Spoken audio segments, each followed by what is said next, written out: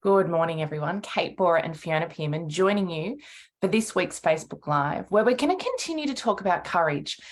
This is a word we're digging into this year. Power, personal power. We're exploring all of that, what it means for us, our sources of power, all those sorts of things. But I think the word courage gives us an opportunity to either expand possibilities or I think remove limitations. And I think that's an interesting thing to think about for each of us, Fee, in terms of when we really sink into the word courage for us personally. What happens? Is it that it allows us to think differently, broadly, bigger, or is it that actually all of a sudden some of the things, the fears, the roadblocks that would have limited us thinking about whether those possibilities could be present for us start to melt away a little bit? Yes, I love this question and I love this time of year because it's such a good one to really start to hone in. The beginning of the year feels a little bit different. It feels like everything's opened up, all possibilities are before us. And I really love that sense that there's no limitations at this point. Everything could happen. And at the same time, I'm conscious that that very often almost immediately brings up but why and how and all of the reasons why I couldn't do that, or that wouldn't work, or this wouldn't happen. And so just using ourselves as experiments here and starting to be conscious of what's going on as we get excited, as we think about 2023 and all it could mean for us, there's an opportunity to also make some of the things that are sitting below the surface a little bit more visible, and to dig in so that we understand ourselves better. And from that place, we can actually make choices that mean we're fully informed rather than the old default patterns and the old default fears. Yeah, I think it's really easy to slip into that pattern of then immediately going into planning and action and then coming up against some of the very real confronting fears that would immediately make something not an option for us. And so that's the opportunity to slow down a little bit. I'm present to quite a contradiction here, which is hope and possibility of the year ahead. And then, of course, the more you dig into planning, the more connected you become around some of the reasons and challenges, some external, but also many internal in our experience. And really, that's what our work's about, as to why something may not be possible this year or why it hasn't been possible in years prior. And the challenge there is that can be really confronting. And so you're in a process or you're in a thinking pattern or space that is hopeful and potentially come immediately up against some really uncomfortable stuff. And that's why active confidence number one is get clear and make decisions, because the clarity to take it from the unconscious to the conscious, to see in our experience mostly what's been holding us back, then allows us to do something with it. Because of course, once you've seen it, you can't unsee it.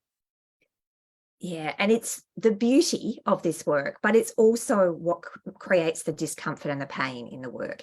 And we're really conscious of that. And that's why we hold ourselves and we hold you and our clients with a lot of compassion here. And we encourage you to be really full of self-compassion, because it is hard to realize that actually, yes, of course, there are environmental constraints. Yes, of course, there are reasons, and we can easily make those bigger than perhaps they are.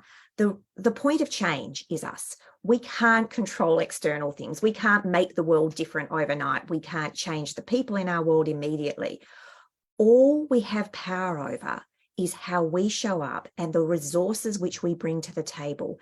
And I think what I love about our work, Kate, is yes, it's never going to be, kind of always easy and feel as though, I've got this. It's going to be moments of challenging myself, feeling that, digging up, bringing that courage to the table, being willing to do something different, even when it feels, sometimes really difficult, and still taking an action.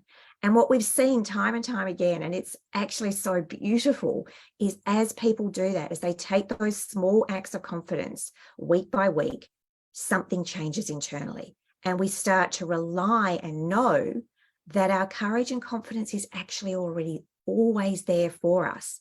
It's simply a matter of exercising it. And I think that's the opportunity for everybody as we start 2023 to really focus in on what will resource me to have the courage and confidence to go after the things that are most important for me this year. Yeah. And so I think there's a couple of different ways you can think about this, right? Which is, if I was to live 2023, and not every day, right? Because this isn't having to have this incredible courage every day and do, something that terrifies you every day. That's not what we're talking about.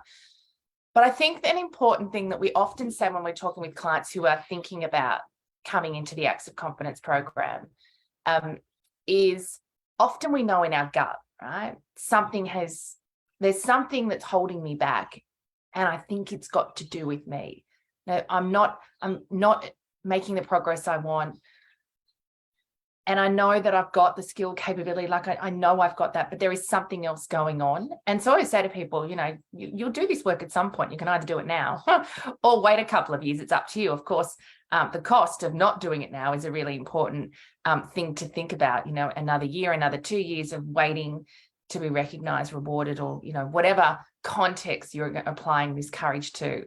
I think is really important. But the opportunity to think about what would require a lot of courage for me in 2023, or if I did step into 2023 in a particular context, whether it's career, whether it's, my personal life, whether it's family, whether it's being a parent, with courage, what would I do differently?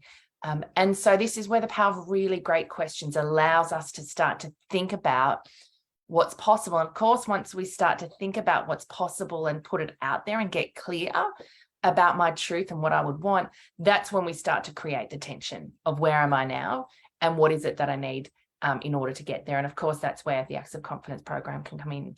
So of course, we kick off that in a couple of weeks. If you're interested in joining us, please get in touch. We can talk with one of the team to see if it's a good fit for you. And of course, next week, it's hard to miss. It's across all our socials. But if you haven't seen details of Rise 2023 coming to you on the 20th of January, so that's next Friday, we'd love for you to join us. That is also an incredible opportunity to come together. We're going to have hundreds of women online. It's always probably one of our biggest and events of the year, but also Fee, incredibly generous. Our community is so generous. And so the chat feed is one of the incredible opportunities and gold nuggets that come with being in that program. It's not a recorded event. It is a live event.